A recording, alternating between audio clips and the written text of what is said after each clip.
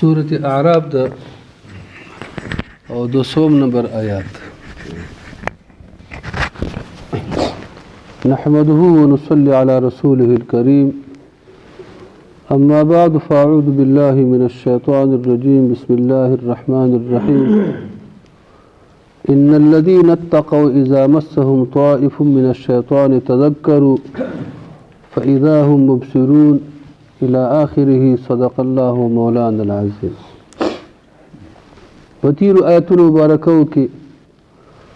د مشرکانو کوم اعتراضات پر رسول پاک علیه السلام د هغې ذکر وشو. رسول پاک علیه السلام منصب بیان شو. رسول پاک علیه السلام ته لارښودنې وشوې، د غوره اخلاقو لارښودنې ورته وشوې، خپل امت سره تعلیمات ورته ورکړی شو. په دې آیت مبارک کې الله پاک د عام مؤمنانو بیان کوي. عام مؤمنان داسې نه چې د ګناه نه پاک وي، خامخا له دوی نه ګناه کېږي. شیطان ورسره ملګری ده، نفس ورسره ملګری ده. خو الله پاک فرمایي کوم کسان چې متقیان د الله پاک نه یېره لري، شیطان خامخا ورته وسوسې اچوي، د ګناهونو ته لمسوي، ګناهونو ته اماده کوي. کله چې دوی ګناه ته اماده شي، د ګناه په کولو باندې قدرت پیدا کړي، په دې وخت کې الله پاک ورته یاد شي. کله چې الله پاک ورته یاد شي، د الله د یېرې په خاطر باندې هغه کار بیا پرېږدي. نو کله چې د الله پاک دغه کار بیا پرېږدي، لهذا الله تعالی فرمایي دغه کسان څه دي وروره؟ متقیان دي. دغه خلک چې د الله نه یېره لري، کله چې ګناه لغزش ورته وشي یا وسوسه ورته وشي، چې کله الله پاک یاد کړي، نو اول خو چې کله وسوسې حالت وي، سترګې ړندي په هغه ګناه باندې، غوږونه یې کاڼه غوندې. خو کله چې د الله پاک نوم یاد کړي، په دې وخت کې سترګې مو بنا سي، ګناه مو پېژني، هر څه وایي. دا تقریبا ګڼ واقعات داسې راغلي دي. الحمدلله په مؤمنانو کې هم داسې خلک شته چې کله یو ګناه اراده وکړي، په دې وخت کې الله پاک ورته یاد شي، هغه ګناه بیا څه کړي؟ پرېږدي. ټیک داسې ګناهونه هم ډېر کوو، خو کله کله داسې واقعات هم پیښیږي چې کله انسان د الله د یېرې په خاطر باندې بیا څه نه کوي، هغه ګناه هغه بیا نه کوي. فکر هم ورسېده. تاسو ته به ګڼ واقعات داسې اورېدلي به وي. رسول پاک علیه السلام د هغې ذکر کړی. دغه کوم کسان، درې کسان چې په غار کې څنګه شوي وروره بند شوي وو، په درې کسانو کې دوی ویلي چې اشنا د الله د عذاب نه اوس او د دې مصیبت نه د بچاو بله لار نشته ما سوا د دې نه. چا چې کوم نیک عمل کړی، هغه نیک عمل الله ته وسیله کړو او د الله نه غوښتنه د هغه نیک عمل په وسیله باندې وکړو چې الله پاک د تیږه څه کړي ورو د غار د خولې د موږ نه څه کړي؟ لرې کړي. په دې درې کسانو کې یو هغه کس و چې هغه دا خبره کوله چې ته لور باندې مین ومه،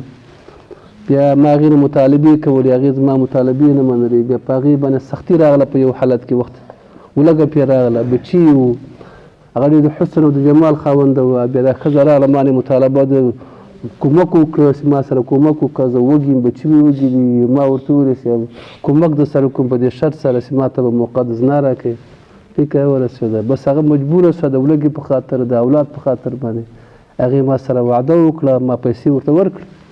او پیسې مې ورکړې. کله چې زه په زنا باندې قادر شوم او د زنا اراده مې وکړه او قادر شوم، په دې وخت کې دا ښځه ورپېدله. اوس یې ورپېده. ما تپوس یې ولې؟ هغې وویل چې د الله نه ویرېږه. فکر یې ورسېد. کله چې دا خبره وشوه، زه ولګېدم، هغه پیسې مې ورته پرېښودلې، هغه عمل مې پرېښوده.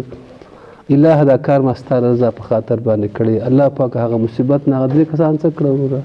بچ کړه. ګڼ واقعات راغلي دي. د حضرت عمر صاحب په زمانه کې یو هلک و، هغه په جومات کې ناست و، ډېر سخت عبادت پرې کوه، ډېر زیات عابد و. حضرت عمر صاحب هغې ته پسخېده چې دا سړی څومره عبادت کوي، څومره عمل کوي. پیدا سړی چې دا یو ورځ نادره کس چې کله معلومات وکړو، دغه سړی چې کله کور ته به ته، جومات ته به کله کور ته ته راته، په دې لار کې کور و، په هغه کور کې یوه پیغله وه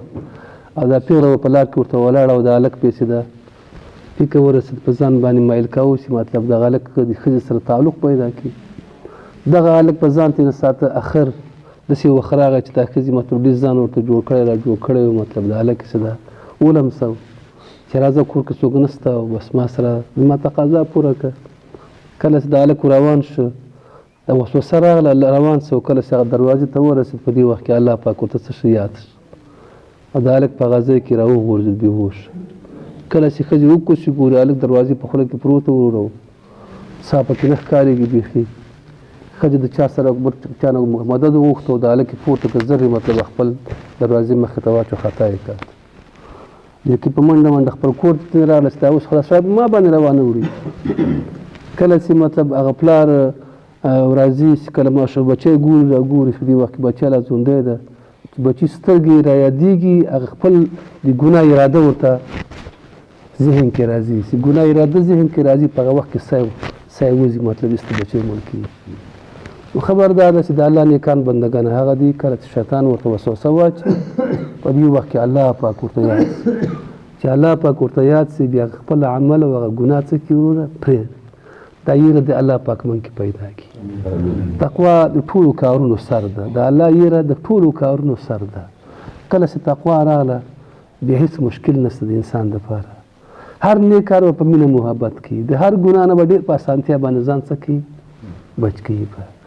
او بغیر د دې نه چې یا پولیس پې ولاړ ده بغیر د دې نه چې یا چا فشار ده بغیر د دې نه چا ډار ده بغیر د دې نه چا نه امید ده بغیر د چا نه تمه ده هېڅ به نه وي د چا په خاطر باندې به ځان بچ کوي الله ده نو تقوا د الله نه یېره د الله نه څه یېره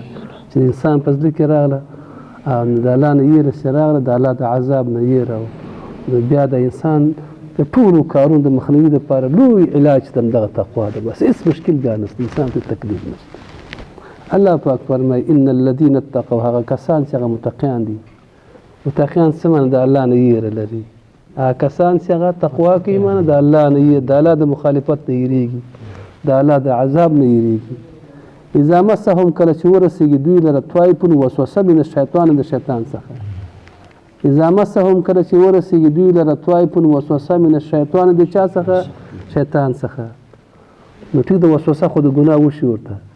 د ګناه د اراده وکړي چې ګناه وکړمه صحیح شوه شیطان هغه ګناه ورته ښایسته کړي نو تذکرو په دې وخت کې خلک الله یاد تذکرو الله پاک څه کوي یاد کله چې الله پاک یاد کړي فاذا هم مبصرون په دې وخت کې دا خلک کتونکي وي مبصرون څنګه وي کتونکي وي ګناه ییني د ګناه قدر ییني دا ګناه څومره ګناه ده په دې باندې خالق څومره خفه کېږي څومره ناراضه کېږي فاذا هم مبصرون په دې وخت کې کتونکي بیا الله پاک فرمایي اخوانهم ورونه د دوی شیطانانو یمدونهم راکاږي دوی لره په لغې په ګمراهي کې ورونه د شیطانانو راکاږي دوی لره په چا کې په ګمراهي کې ثم لا یخسرون هغوی بیا کوتاهي نه کوي ځکه د شیطان خو کار ده د کیسي شیطان نه که دیني شیطان ده هغوی خو همدغه کار ده چې سړی په ګناه باندې څه کړي اماده کړي و اخوانهم ورونه د دوی شیطانانو یمدونهم راکاږي دوی لره په لغې په څه کې ګمراهي کې ثم لا یخسرون بیا هغوی څه نه کوي کوتاهي نه کوي او چا چې د الله نه یېره وي بیا هغه کار څنګه کوي پرېږدي عمر صاحب په لاره باندې روان رضی الله عنه یو شپون یې ولید رمه ورسره وه عمر صاحب لګي دغه شپانه ایمان ګوري دا سړی څومره مؤمن ده آیا شپون د الله نه یېرېږي که نه یېرېږي شپونه تپوس کړي شپانه موږ مسافر یو وږي یو موږ ته یې وزه راکړه موږ باندې خرڅه کړه نو هغه ورته وایي چې زه خو شپون یم مزدور یم او مالک شته ده نه نو زه ورته اوس څنګه تا باندې خرڅه کړم نو ده ورته وویل چې په دې وخت کې خو ګوره مالک نشته مالک ته چې لاړې کله سره مه د یوړه مالک ته به ورته وایي چې وره ما لیوان وخوړله فکر ده پیسې به واخلې پیسې به په خپله ښه کې موږ مسافر یو موږ به خپل کار وشي وخت ته مو ضرورت ته وږي یو موږ به خپل کار وشي ته به پیسې واخلې کله چې رمه دې بوتله مالک ته به څه ووایې چې مال څنګه شه دیوان وخوړ مشکل پیدا شي بانه به ورته وکړي او بس کار به وشي روان به شي نو ده ورته وویل شپون ورته وویل وایي په عین الله مالک نشته نو خدای به چېرته نو خدای خو شته که نه نو الله نه خو پټوی نه شم که زه څنګه تا باندې دغه مال خرڅ کړم حضرت عمر صاحب ډېر خوشحاله شي الحمدلله چې دومره ایمان خلکو کې څه وشو په دې وروستني آیات کې الله پاک داسې فرمایي مشرکانو به مطالبې د پیغمبر علیه السلام د معجزاتو کولې په دغه ټکي ځان پوه کړي چې دا معجزه د پیغمبر دپاره یو دلیل ده یو شاهد ده لکه یو سړی دعوه وکړي محکمې ته لاړ شي دعوه وکړي نو محکمې والا ورته وایي چې اشنا په دې دعوه باندې ته شاهدان لرې د یو او شاهدان لرم څوک دي ورور احمد و محمود ورته شاهدان راوړه شهیدان چې کله تیر کړي خپله فیصله څنګه سي وګټي نسي یې که نه پیغمبر چې کله د نبوت دعوه وکړي چونکې په دنیا کې خو ساحران هم شته او جادوګران هم شته او دروغجن هم شته هر قسمه خلک شته روغ ناروغ ټول خلک شته نو خامخا قوم ته مطالبه کوي چې ته پیغمبر د پیغمبر خو ثبوت خو به لرې که نه لرې دا د پیغمبرو ثبوت څه کېږي په معجزاتو سره کېږي د چا په تندي خو نه رشته شوي که دا پیغمبر ده او دا جادوګر ده او دا دروغجن ده او دا رښتونی چا په تندي خو رشته شوي نه وي که نه خو خلک څه ته مطالبه ترېنه کوي چې اشنا که ته پیغمبر یې څه وکړو موږ ته یوه نښه نښانه خو راوړه ثبوت موږ ته پیدا کړه یو شاهد موږ ته پیدا کړو د پیغمبرانو دپاره شاهدي چې ورکوي هغه څوک دي معجزات دي د پیغمبر اسلام ژوند تقریبا ټول معجزې کتابونه د پیغمبر اسلام 15,000 معجزات ښودلي 15,000 معجزات د پیغمبر اسلام ښودل شوي چې پیغمبر اسلام دومره معجزې وي او په ټولو معجزاتو کې لوی معجزه چې د الله کلام چې دا دایمي او تلپاتې معجزه ده مطلب تر قیامت ورځې پورې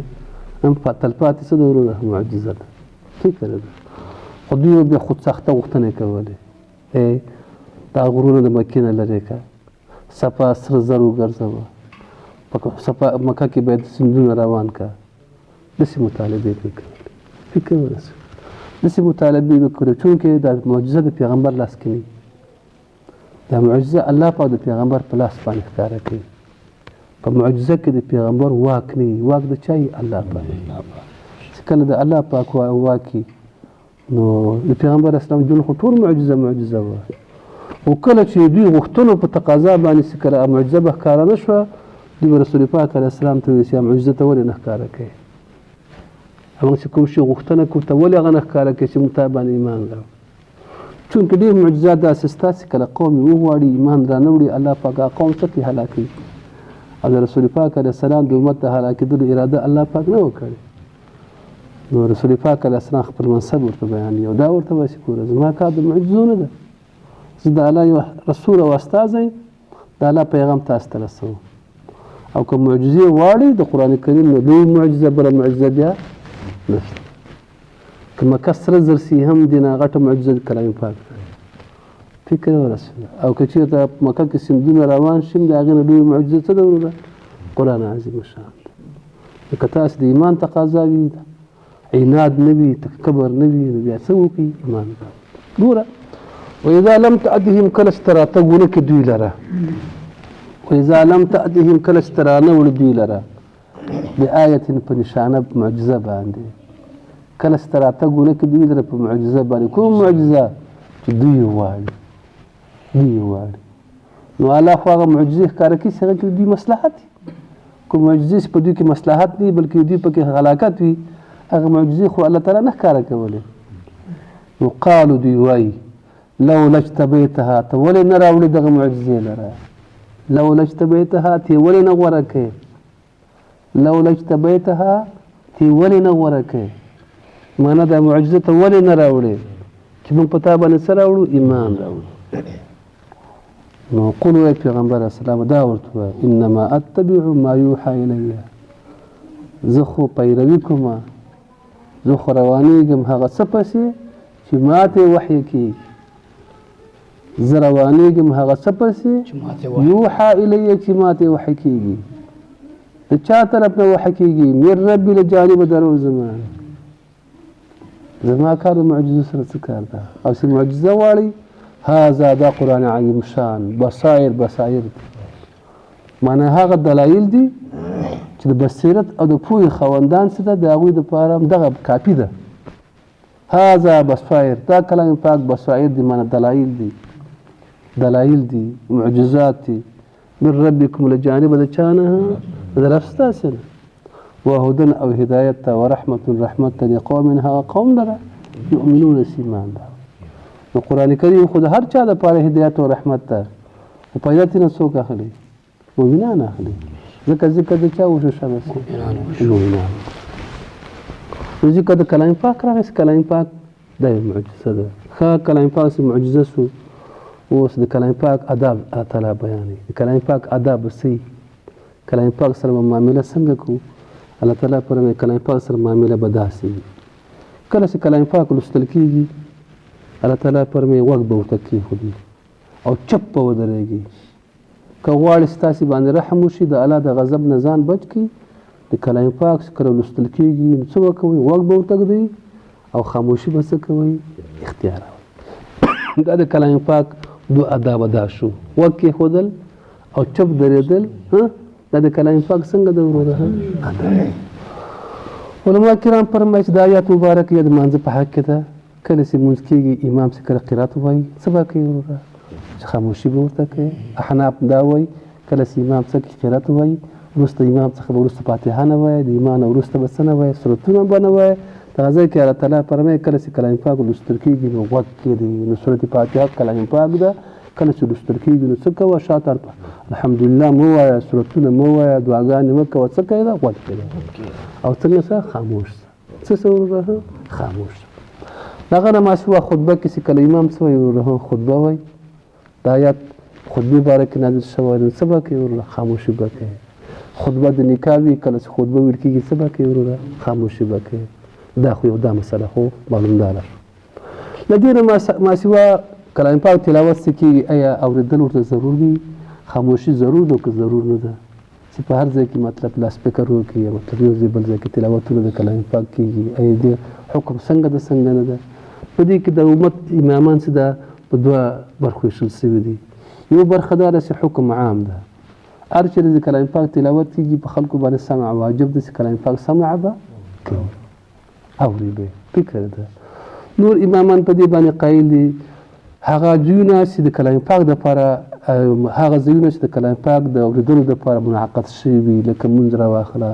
جمعه راواخله خطبه راواخله دې کولی شي هلته خو سمه به کوې خامخا کوم مجالس د کلام پاک د اورېدلو دپاره منعقد شوي وي یو خلک ورځي ملته کښېني هلته به څه کېږي د کلام پاک غوږ به ږدي له دې نه ماسوه چې هر سړی راځي ورو لاسپیکر ته درېږي یا سړی د جومات په کونج کې تلاوتونه کوي یو ځای بل ځای یا په لار کې تلاوتونه کوي یا بازار کې تلاوتونه کوي دې سمع واجبه نه ده ځکه کلام پاک په تلاوت کې دا یو ادب ده چې کلام پاک تلاوت کې چاته به تاوان نه رسوي خو د خوب والا سړی به څه نه کوي وروره د خوبه کوي نه چا شغل یې د چا کار یې هغه شغل د چا کار زندګي به نه خرابوي دې ته ورسېږي هغه مواضیع چې هغه د کلام پاک د اورېدلو لپاره جوړ شوي نه وي او ته لګي هلته تلاوت کې دغه تلاوت کوونکي ګناه ده په خلکو باندې سمه څه نه ده وروره څه نه ده وروره واجب ده اکثره که تاسو فکر کړی خلک لاسپیکر وکړي ور تلاوتونه کوي پکې ورسېږي پخوا اوس دا شی کم شوي دي پخوا دا مسلې ډېرې زیاتې وي د شپې به یو د ورور تلاوت به شروع سپیکر ورسېږي نو خلک به روزګار نه کوي خلک به کار نه کوي خلک به کسب نه کوي خامخا خلک به روزګار کسب وکړي عبادت وخت معلومي ورور تلاوت وخت معلومي د هر شي وخت معلومي خبر باندې پوه شو ورور لږ خبره دا شوه داسې مواضیع چې مثال وزم دغه ځای کې یو مجلس جوړ شوی د کلام پاک د اورېدلو دپاره یا تراویح کېږي یا مطلب لمونځ کېږي یا هسې تلاوت کېږي او ته لږ هغه ځای کې ناست خبرې کوي راځي مجلس ته خبرې کوي دا ګناه ده دې کې ورسېده او پاتې که تلاوت کوونکی وروره څه کوي زیاتی کوي ځای ته نه ګوري مدام تلاوتونه کوي بیا د هغه ګناه ده بیا تا باندې سمع څه نه ده وروره ضروره خبره خو به وشو انشاءالله واذا قرئ القرآن کله چې کلام پاک لوستل کېږي فاستمعوا غوږ کېږدئ له کلام پاک لره وانصتوا چپ اوسېږئ څنګه سي وروره لعلکم دې دپاره ترحمون ستاسې باندې رحم وشي دې دپاره ستاسې باندې رحم وشي دې نه معلومېږي کله چې کلام پاک لوستنه کېږي او سمع نه کوي اورېدنه نه کوي دغه خبرې کول او دا خاموشي نه کول دا د غضب سبب ده څه سبب ده وروره غضب سبب اوس قرآن کریم په خپله باندې ذکر ده څه ده وروره ذکر ده کله چې ذکر کوي د ذکر آداب څنګه دي د ذکر آداب الله تعالی موږ ته بیانوي ذکر الله تعالی درې قسمه آداب موږ ته بیانوي یو د هغه ذکر چې په زړه سره وي په ژبه سره نه وي ذکر قلبي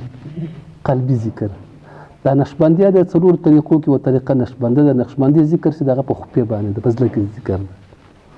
زړه کې ذکر ده هغه په ژبه باندې ذکر نه کوي خالي په زړه کې ذکر کوي یو ذکر چې ذکر قلبي ده چې ژبه باندې نه خالي فکر او سوچ په څه کې وروره هم په ذکر باندې یا نه په اثبات کې لا اله الا الله وایي یا الله الله وایي خپل طیب دی غلط طیب باندې خپل ذکرونه کوي دا ذکرونه چې ده د ذکر قلبي وایي دغه ځای کې الله تعالی فرمایي واذکر ربک فی نفسک الله یاد که په زړه کې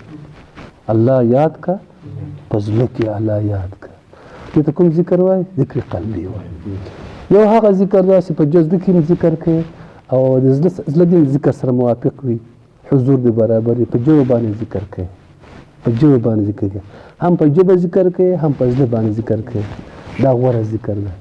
چې هم ژبه مصروفه ده هم زړه د الله تعالی په یاد باندې مصروف ده دا دوه قسم ذکر ده څه شو کنه درې قسم ذکر دا ده چې اشنا ژبه باندې چاپیری او زړه کې نور خیالات نور فکرونه زړه کې د وروره نور تسبیح نور خبرې وي زړه د غافل وي او ژبه د ذاکر وي او زړه د غافل وي دا ذکر کمزور ذکر دا ذکر کمزور ذکر ده یو خو قلبي ذکر سره یو د ژبې چې زړه سره موافق وي زړه یاد وي د الله حضور پکې وي او ژبه باندې ذکر وي او بل څه ژبه باندې ذکر وي زړه غافل وي دا ذکر کمزور ده په دې معنی سره ذکر بیا هم ذکر ده او چونکې یو اندام خو بیا هم د الله تعالی په ذکر مصروف ده که زړه مصروف نه ده نو ژبه خو مصروف ده ذکر بیا هم ده خو اثر کم ده اثر در زبان تسبیح در دلگاوخه این چونین تسبیح که دارد اثر په ژبه باندې ذکر کوي او په زړه کې د خرو د وایي څوک فکر یې واجب دی داسې تسبیح به څه اثر وکړي دا اثر د دې څه وروره کوي درې قسمه ذکر سو دا درې قسمو کې دا یو ذکر خو هغه و چې غوره ذکر سي هم په زړه باندې هم په څه باندې په ژبه باندې دې اندازه څومره ده دې اندازه دوه اندازې الله تعالی په دغه څه کې ښودلې دي ورو هم کولی شي په خوفیه باندې هم کولی شي خوفیه باندې چې بیخي څوک یې وانه وري په جهر هم کولی شي خو داسې جهر نه شي چغې پکې وهي داسې جهر نه شي څه پکې وهي چغې پکې وهي ولې داسې ذکر چې هغه کې چغې وهي هغه ذکر کې د ذکر آداب نه مراد کېږي دنیا کې لا مثال ته یو افسر سره خبره کوې او هغه ته چغې وهي دا د افسر ادب ده که بیادبي ده افسر درته وایي چې اشتاله ماستې مجلس کې خبره خو کوه طریقه خبرې کوه کراره خبرې کوه د الله خو ټول مخلوقات د ټول دنیا هر چا نه د الله تعظیم څه د لوړ ده د الله ذکر څه کوي په ذکر کې ادب ساته چې ذکر کې ادب ساتي نو ډېر چغې مه وهه ذکر کولی شي په جهر ذکر کولی شي خو داسې جهر ذکر نه چې چغې پکې وهي او دوم خبردار داسې ذکر بالجهر نه چې چا تاوان ورسوي مثال په ډول زه اوس راځم دا سپیکر درېږم او لا اله الا الله لا اله الا الله خلک ارام کې زه ذکرونه کوم دا ذکر روا ده که ناروا ده دا ناروا زه د ذکر کوم دغه جماعت یو مسافر هغه ځای کې پروت عاجز چې کولی شي دا وروره ویده ده او زه لږېږم شپه د ارام دپاره زه دلته ناست یم ورور ته په زور لمونځ کوم او په زور پکې تلاوت کوم مسافر له خوب باسم دا روا کار ده که دا ناروا اوس کور ته لاړې خلک د کور خلک وګړي ویده دي که ته څه کوې وروره په زور تلاوتونه کوي په زور ذکرونه کوي روا ده که دا ناروا اسلام ضرر نه قبلېږي یاد ساته اسلام کې څه نشته ضرر نشته نه به چاته ضرر رسوي نه به څوک درته ضرر رسوي اسلام بندګي به کوي د الله دپاره کې خلک نه تنګي نو چې خلک نه تنګي په دغه ځای کې الله تعالی په ذکر سره کې په چغو به نه کوي وا ذکر سره کې داسې ذکر به نه کوي چې خلکو ته تکلیف خلکو ته څه ورسېږي ضرر نه ورسېږي نور په جهر باندې په زوره ذکر کولی شي رسول پاک علیه السلام یو شپه راووته شپې چې ګوري عمر صاحب په هغه باندې ولاړو ابوبکر صاحب په تهجد ولاړو خو خفیه تلاوت یې کوه لکه دا موږ چې کله لمونځ کوو ځان ته خاموش تلاوت کوو بیا عمر صاحب باندې تېر شي عمر صاحب تلاوت کوو په زور تلاوت کوو سهار چې دواړه یې راوغوښتله وایي اشنا ستاسې بېګا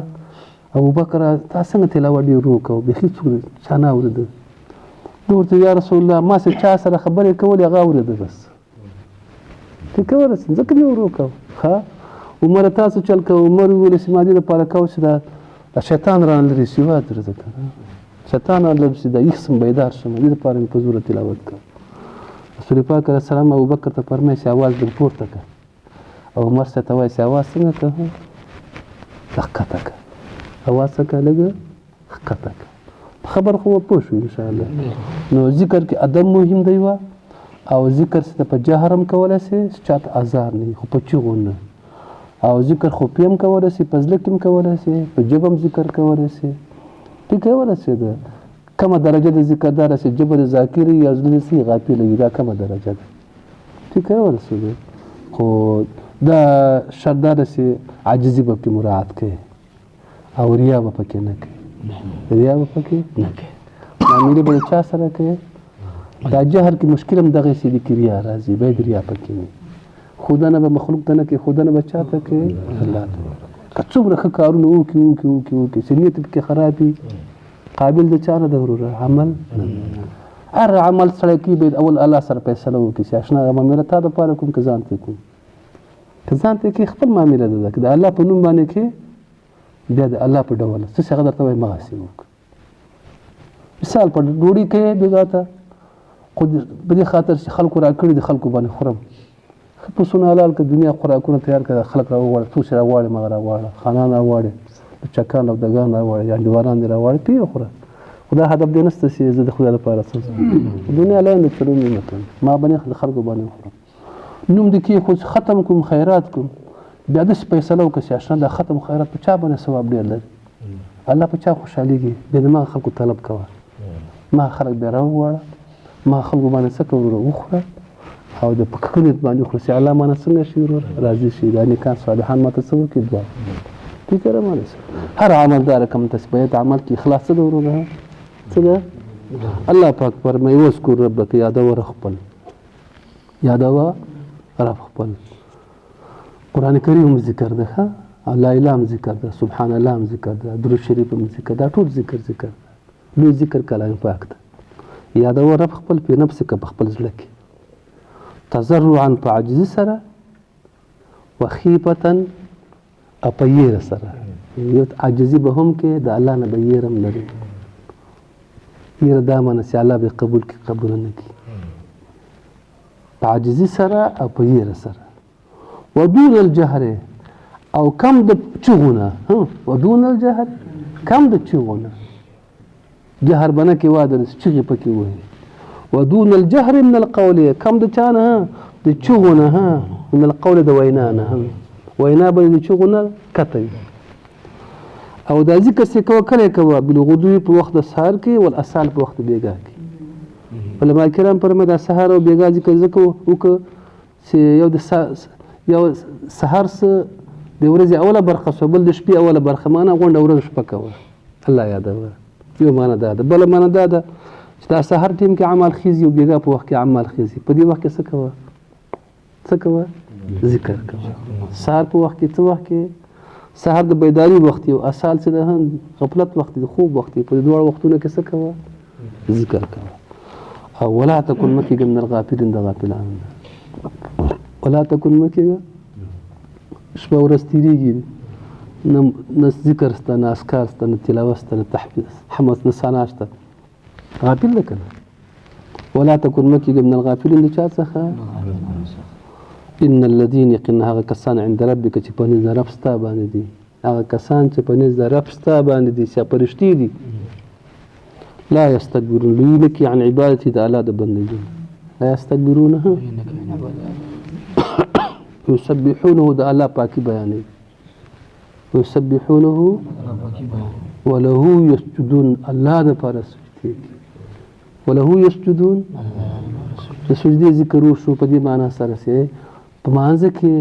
په ټولو اعمالو کې په عبادتونو کې مهمترین عبادت سجده ده مهمترین عبادت په مانځ کې بهترین وکون څه هغه سجده ده په ټولو اعمالو کې بهترین عمل بهترین حالت د انسان څه ده د انسان په ټولو حالتونو کې بهترین حالت دا ده چې انسان د سجدي په حالت کې ځکه دا د انسان تواضع ده او عبادت معنا چې د تواضع ده د عبادت روح څه ده هغه تواضع ده فکر ده او کوم تواضع په سجده کې ستا نه په قیام کې ستا نه په قاعده کې ستا بلکې نسته ذکر د چا وشو سجدي وس الله پاک کوم بخه تلاوت سجدي ټول دعا وکړه یا الله موږ ذاکران کې یا الله موږ ذاکران کې الله پاک موږ ذاکران کې زموږ زړونه الله تعالی د غفلت ته وباسي څومره غفلتونه چې په زړونو کې د الله تعالی دي لازم غفلتونه لري کې جمع الله تعالی په ذکر جمعندي لري زړونه الله تعالی په ذکر ژوندي کې الله پاک ټول اندامونه ذاکرین جوړ کې الله ستاسو کلام پاک ادب هم نصیب کړي ستاسو دین ادب هم نصیب کړي خیر د دنیا او د آخرت نصیب کړي شر د دنیا او د آخرت نصیب الله تعالی وباګانو نه امراض او بلیاتونه مساتي الله پردې باندې واچي خوشحالي مالا ته نصیب کړي ظالمان ظلم نه وساتي ظلم لا ساتلا متمره کوي الله تعالی ټول مسلمان ته خیر